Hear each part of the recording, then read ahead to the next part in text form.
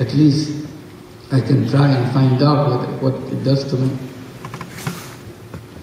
And if one of them tries like that, and if she's successful, it will make her neighbors very curious. What did she do? How did she do? And they will start feeling, maybe I should do it too. Maybe I can do better than her. And the snowball effect will come. And others will take, and they will demonstrate to others. Curious people will come. And then it will start rolling. And we are waiting for that day. It took us 6 years to come to that point. Our objective was to make number of borrowers evenly divided between men and women. We wanted to make sure half the borrowers in our program are women. That's the only modest ambition we had. But we couldn't get the women. Men are lining up to join, but women, no, not me.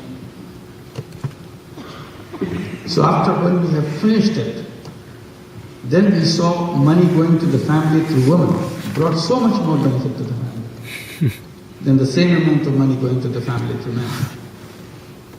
And you could write books about it. What difference, how this difference is made, how visible, how concrete those differences are. But seeing it again and again, we started questioning our own policy. Why must we stick to this 50-50 ratio? Why can't we change it? It's the ratio that we made it up. We can change it. We said, let's forget about the ratio. Let's concentrate on women because it makes so much difference in the life of the woman and the family as a whole.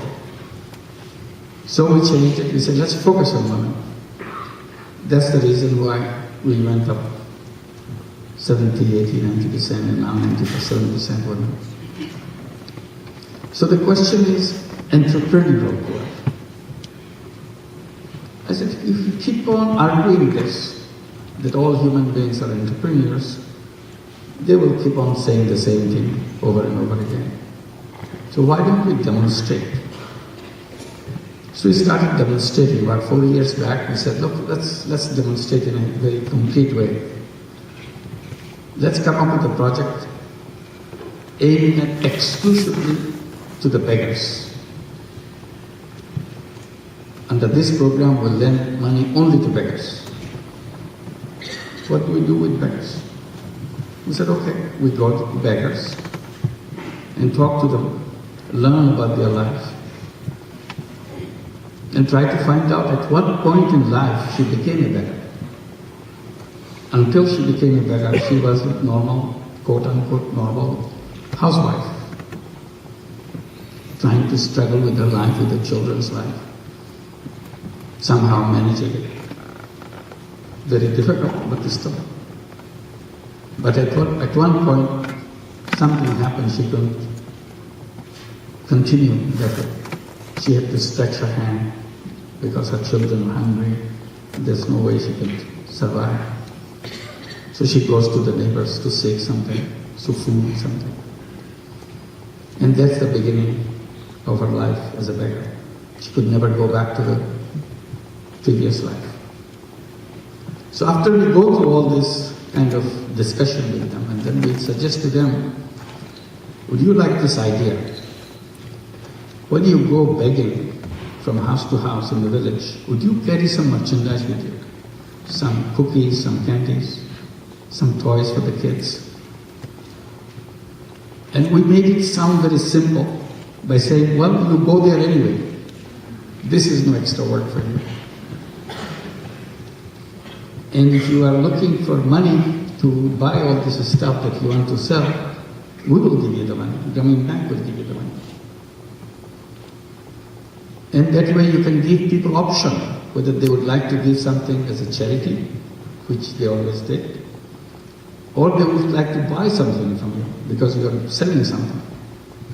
Or they would like to do both. Give you something in charity, also buy something from you. Either way, you are on the winning side. You get more option for people. And beggars liked it. And we thought maybe we'll have 2,000, 3,000 beggars into that and see what is their entrepreneurial behavior. But again, reality is more interesting.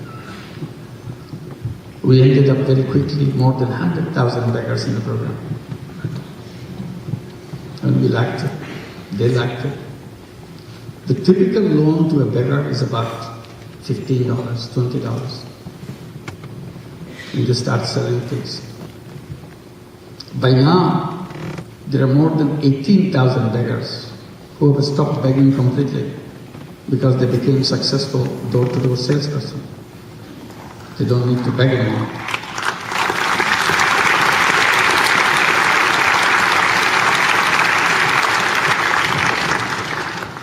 And the remaining 90,000 or so, I would say they are more or less part-time beggars. Mixing, begging and selling. And they are very smart. If you talk to them, they can tell you which house is good for begging and which house is good for selling. So I tell my colleagues, I said, look, they never went to the business school, but they understood what is market segmentation. They're doing pretty well. And they're always trying to build it up the way they can move on with their life in a more dignified way. Sometimes my colleagues become impatient how many years they must spend before they stop begging and start being a business person. I said, don't push them. That's not the whole idea. Don't push them. They have to decide on their own. It's their decision. After all, begging is their core business. You can't change your core business just like that. You have to make sure that you have enough opportunity and your sales division becomes strong. Then you switch from one core business to the new business. So you go around in the village, you see the differences that it makes in people's life, among the borrowers, and the beggars, non-beggars, and so on. What is striking to me, particularly as I go around when I meet them these days, I see the same woman who joined Grameen Bank 12 years, 15 years, 20 years back, and what a difference she has made in her life.